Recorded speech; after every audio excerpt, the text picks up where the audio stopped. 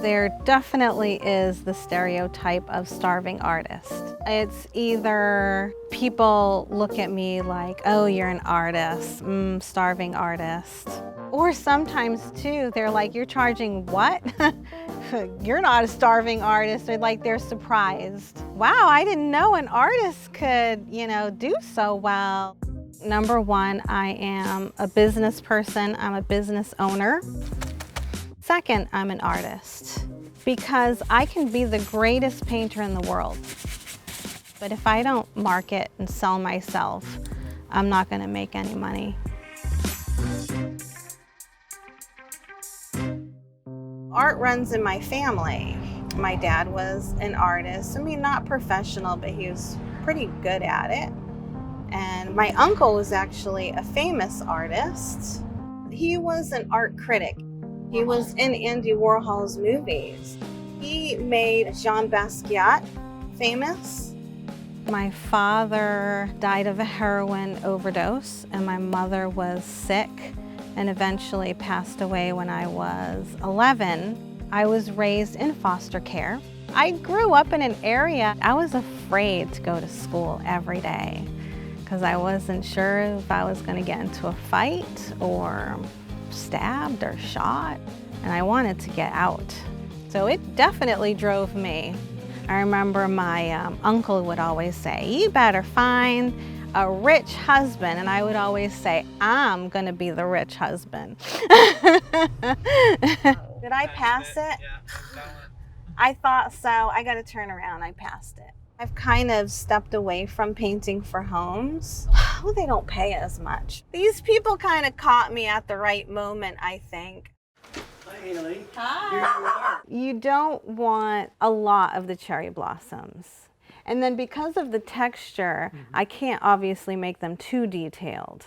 I don't want to be telling Noah about the art. I really didn't even know how to paint a mural. The first mural I did, I taught myself on the spot. And the day before I bought books, I think I went to the library and learned. This was a 20-foot mural, and I only charged $900 for it. Whoa. So I thought, like, man, $900, that's a ton of money. When I was done, I remember the woman came home and she saw it done and she cried. I started crying too, and I just thought, this is what I'm gonna do for the rest of my life.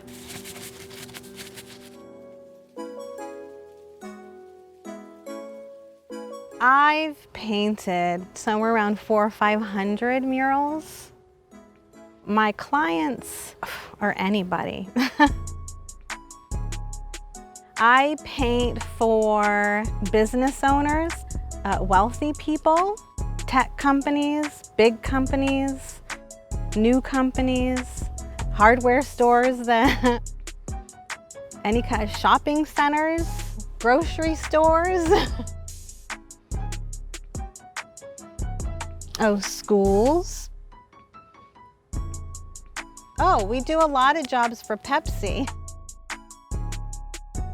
Trader Joe's, it's a lot of wall space. They wanted some of the stores done in 2 weeks, so I worked around the clock to get those done. So it was the most difficult money I think I ever did. The most difficult thing for me was to work up to the point where I could go to a client and say, that's gonna cost $40,000. If I had a job, say that was $20,000, I would sit in front of the phone for a half an hour, be like, I don't know how to tell them it's gonna be $20,000. What if they say no? What if this doesn't work? What am I gonna do? It's $20,000, $20,000. I don't even know how to say $20,000. But then when you say $20,000, then $30,000 is easy, $40,000 is easy. Now it's like, if a job is $40,000, I'm like, it's $40,000, no problem.